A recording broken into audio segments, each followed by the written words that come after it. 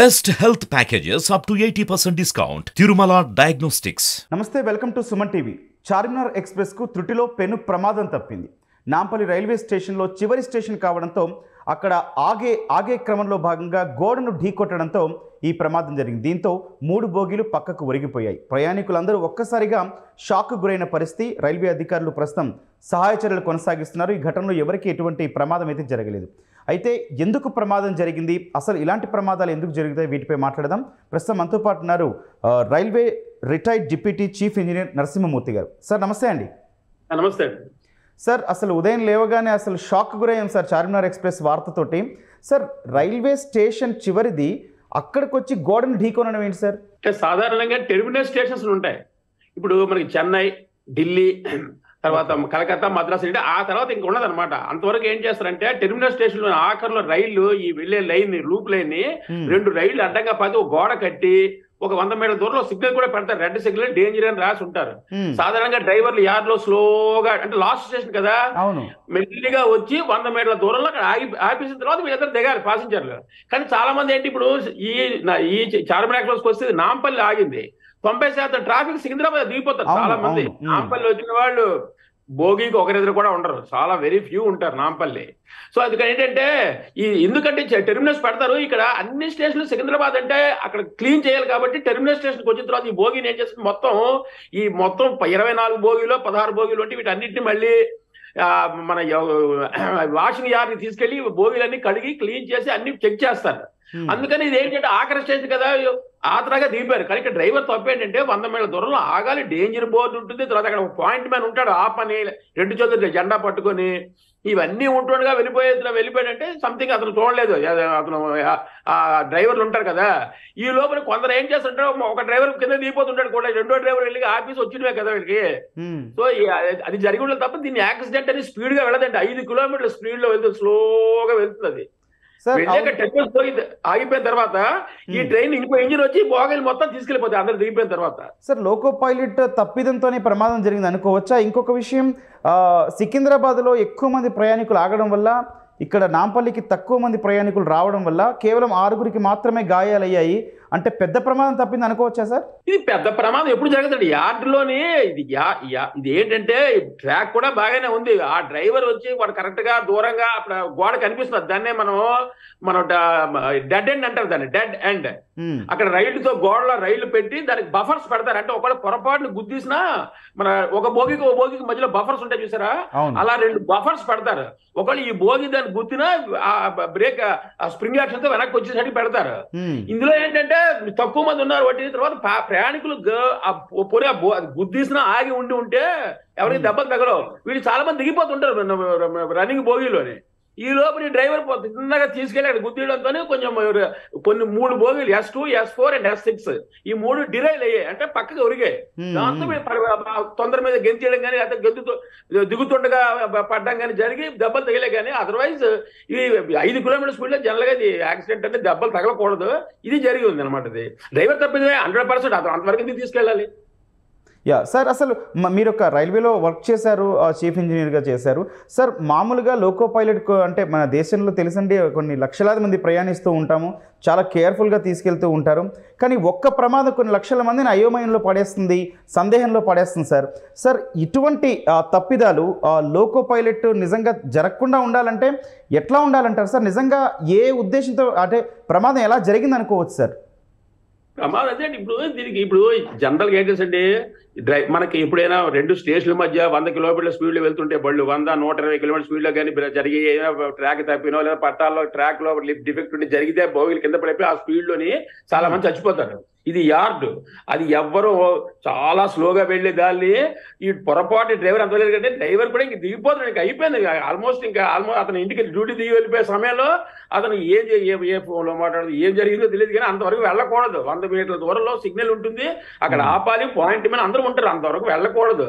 వెళ్ళి బఫర్స్ గుర్తిసినంత దూరం వెళ్ళాడంటే కంప్లీట్ గా తప్పు. ఇది యాక్సిడెంట్ ఇప్పుడు స్పీడ్ గా వెళ్ళి గుద్దితే అనుకోవచ్చు, వెరీ స్లోగా వెళ్తుంది. ఆ పాయింట్ మీద కూడా జెండాలు పెట్టి ఆపమంటుంటాడు. మరి అది కాబట్టి ఇది డ్రైవర్లకి ప్రతిసారి సెక్షన్ ఇస్తూనే ఉంటారండి, ఎంత జాగ్రత్త ఉండాలి, సిగ్నల్ ఎంత దూరంలో ఆపాలి, అన్ని వీళ్ళకి సేఫ్టీ ట్రైనింగ్స్ ఇస్తూనే ఉంటారు. రైల్వేలో లేదు. But these are the rarest of rare incidents అనమాట. బట్ మీరు చెప్పినట్టుగా ఏంటంటే రైల్వే వాళ్ళకి ఇలా ధైర్యం ఉంటుంది కానీ మిగతా ప్యాసింజర్గా ఉండదు కదా, భయపడతారు, ప్యానిక్. అవునండి, అవును. తర్వాత పాసింజర్ డిరైల్మెంట్ అంటే రైల్వే బోర్డుకి వెళ్ళిపోతుంది వెంటనే. Even small incident of a passenger train would be complainted to railway board immediately. Okay. అక్కడ ప్యాసింజర్ ట్రైన్ అంటేను, ఎందుకంటే చిన్న దెబ్బలు తగినా అది ప్యాన్ మొత్తం ఇండియాలో వెళ్ళిపోతుంది. అదే గూడ్స్ బండి పడిపోయిందంటే బోర్డు అక్కర్లేదు, ఎందుకంటే మనుషులు చనిపోరు కాబట్టి అవి బోగిలు పడిపోతే ఆ లాస్ అంతా మీరు చూసుకుంటారు వెంటనే. అందుకే వెంటనే ఎంఎఫ్డీ అని ఉంటుందండి రైల్వేలో.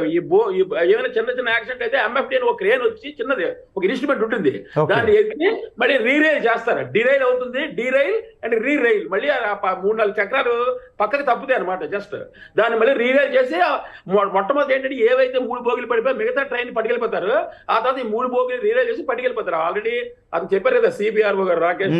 అవునండి.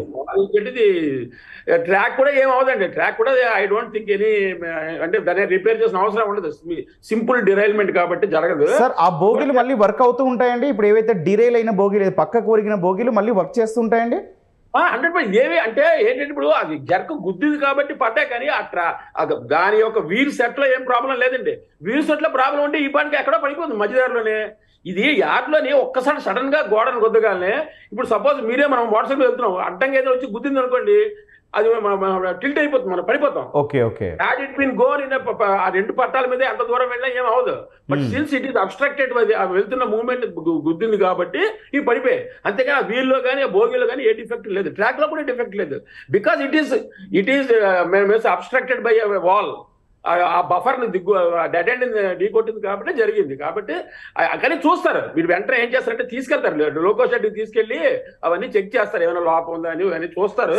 సార్ ఇప్పుడు విచారణ జరిపిస్తామన్నారు సిపిఆర్ఓ గారు, అంటే ఏం విచారణ జరుగుతుంది సార్? అంటే లోకో పైలట్ మీద చర్యలు తీసుకోవడం విచారణ అంటే ఎందుకు ఇప్పుడు బఫర్స్ దాకా ఇప్పుడు సుమారు మనం ఎప్పుడు ఇలాంటి వెళ్ళలేదు, అంటే మనకి సంవత్సరాల తరబడి వెళ్తున్నాయి. ఈ రోజు ఎందుకు ఇలా వెళ్ళాడు? అంత దూరంలో స్లోగా వెళ్తున్నాడు, అక్కడ ఎదురుకుంటే డెడ్ ఎండ్ కనిపిస్తుంటే అంతవరకు వెళ్ళొచ్చు, గోడ కూడా కనిపిస్తున్నది. ఈవెన్ ఎవరైనా మనకు చెప్తారు వెళ్ళగంత దూరం అని. 2 డ్రైవర్లు ఉంటారు, పోనీ అసలు driver, main driver, assistant driver ఇద్దరు ఉంటారు. ఇద్దరు కూడా చూడకుండా గుద్దిశారంటే నా ఉద్దేశంలో ఒక డ్రైవర్ కింద దిగిపోయి ఉండాలి. ఆ తొందరలో ఏంటంటే ఆ అసిస్టెంట్ ఎవరైనా దిగిపోతుంటారు కూడా, లేకపోతే ఇద్దరు ఉంటే అలా జరగదు కదా. వెంటనే ఇద్దరు ఉండడం ఏం చేస్తే ఒక డ్రైవర్ తప్పు చేస్తే అలర్ట్ చేయడానికి ఇద్దరు ఉంటారు. ఇద్దరు సపోజ్ ఎవరికైనా హార్ట్ ప్రాబ్లం వచ్చో, నొప్పి వచ్చో, లేకపోతే ఏదో వై 2 డ్రైవర్స్ 2 పైలట్స్, బికాస్ ఒకరు ఉంటే ఏదైనా జరిగింది అనుకోండి, ఆ రెండో అతను రెస్క్యూ చేయడానికి.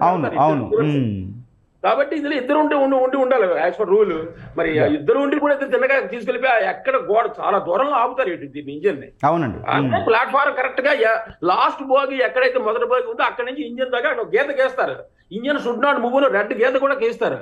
డ్రైవర్ టు స్టాప్ అని రాసి ఉంటుంది అక్కడ, ఆ ఎర్ర గేట్ దగ్గర అక్కడ ఆపియాలి. అక్కడ రెడ్ సిగ్నల్ కూడా కొన్ని స్టేషన్ లో ఉంటుంది, ఇందులో ఇక్కడ ఉందో లేదో తెలియదు కానీ అక్కడ పాయింట్ మీద కూడా వచ్చి 2 జెండాలు పట్టుకెళ్ళి ఊపుతుంటాడంటే ఆగు అని. ఇన్ని ఉంటుండగా వీళ్ళు అంత దూరం వెళ్ళి గుర్తించాడంటే సంథింగ్ వెంట్ రాంగ్ అనమాట. అదే ఎంక్వైరీ చేస్తారు. ఎంక్వైరీలు ఏమిటి, ఎవడ లోపం, డ్రైవర్ ఎందుకు ఇలా చేశాడు, అక్కడ ఏమైనా డ్యూటీలో నిర్లక్ష్యం, డ్రైవర్లు ఉన్నారా, దిగారా. సార్ నరసింహమూర్తి గారు, ఇప్పటికే కవచ్ లాంటి వ్యవస్థ తీసుకొస్తున్నామంటూ కేంద్ర ప్రభుత్వం చెప్తుంది. అయినా సరే మన కోరమాండల్ ఎక్స్ప్రెస్ ప్రమాదం మనం చూసాం, మనం మాట్లాడాం కూడా. కానీ ఈ అరకొర జరిగిన ప్రమాదాలైనా సరే మనం అనుకున్నట్టు కొన్ని లక్షల మందిని ఆలోచింపచేస్తున్నాయి కదండి. అసలు ఇట్లాంటి ప్రమాదాలు జరగకుండాలంటే ఇంక ఎట్లాంటి చర్యలు తీసుకోవాల్సిన అవసరం ఉందండి? చర్యలు అంటే ఇప్పుడు దీన్ని మనం డిరైల్మెంట్, ఇప్పుడు కవచ్ అనేది అంటే 2 స్టేషన్ల మధ్య అండి. కవచ్ అనేది ఏంటంటే 2 స్టేషన్ల మధ్య ఒకే ట్రాక్ మీద 2 ఎదురుగా వచ్చిన ట్రైన్లని అవి 2 గుర్తుకోకుండా పెట్టే వ్యవస్థనే కవచ్ అన్నారు. అంటే ఆటోమేటిక్ గా 2 ఎదురుగా ట్రైన్లు కానీ వచ్చాయంటే ఆ సిగ్నల్స్ వల్ల 2 బ్రేకులు పడిపోయి 2 ఆగిపోతాయి. That facility was created between the 2 stations. ఇది యార్డ్, అది ఇది స్లోగా వెళ్ళి ఆగిపోయి వెనక్కి వెళ్ళిపోయే ట్రైన్ ఇది కంప్లీట్ గా ఏదో అతను డ్రైవర్ తప్పిదం కానీ ఇది యాక్సిడెంట్ కింద తీసుకోరు. బట్ మానవ తప్పిదం, ప్యానిక్, ఇది that is we cannot over. But రైల్వేలో వ్యవస్థలా వస్తూనే ఉంది, జరుగుతుంటే కొన్నిసార్లు ఇది యాక్చువల్ షుడ్ నాట్. బట్ రైల్వేలో చాలా ట్రైన్స్ అండి పూర్వం మీద ఇప్పుడు వందల ట్రైన్లు జరుగుతున్నాయి, వెళ్తున్నారు. ఇప్పటికీ రైల్వే అంటేనే సేఫ్టీ ట్రావెల్ ఇండియాలోని. The safest travel is railway and cheapest travel is railway. అవును. రైల్వేలో జరగదు చేస్తే చాలా సీరియస్ గా ఉంటుంది, ఉద్యోగం తీసేస్తారు వాళ్ళకి, చాలా నిర్దాక్షిణ్యంగా ఉంటుంది. మన CRS commissioner railway safety enquiry అవుతుంటుంది అని. బహుశా దీనికి అవుతుంది ఎందుకంటే ఎవరు చనిపోలేదు కదా, చిన్న సింపుల్ యాక్సిడెంట్. బట్ రైల్వే తీసుకుంటూనే ఉన్నారు, రైల్వేలో అలాంటి ఏమి ఉండదు, లేకపోతే ఉండదు. Right, thank you sir. నమస్తే అండి. రైట్, మొత్తంగా చార్మినార్ ఎక్స్ప్రెస్ ప్రమాదంతో కొన్ని లక్షల మంది రైల్వే ప్రయాణికులు అయితే ఉలిక్కిపడ్డ పరిస్థితి. ఎటువంటి ప్రమాదం జరగకపోవడంతో అంతా అయితే ఊపిరి పీల్చుకున్నారు. కేవలం లోకో పైలట్ తప్పిదంతోనే, అది కూడా మరి విచారణ అయితే చేస్తా అన్నారు. విచారణ తర్వాత మరిన్ని విషయాలు తెలియాల్సింది. కానీ ఏది ఏమైనా కూడా మన దేశంలో సామాన్య, దిగువ, మధ్యతరగతి ప్రజలు ఎక్కువగా ప్రయాణించేది రైల్వే మార్గంలోనే. కాబట్టి ఇప్పటికే తీసుకున్న చర్యలతో పాటు ఇంకొన్ని చర్యలు కూడా, టెక్నాలజీని కూడా అనుసంధానించాల్సిన అవసరం ప్రస్తుతం ఈ ఘటన మనకు తెలియజేస్తోంది. Thank you.